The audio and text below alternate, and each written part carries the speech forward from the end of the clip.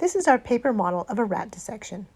Students learn the parts by cutting them out and making them, and then placing them inside. It's great to use in preparation for, instead of, or to review a real dissection.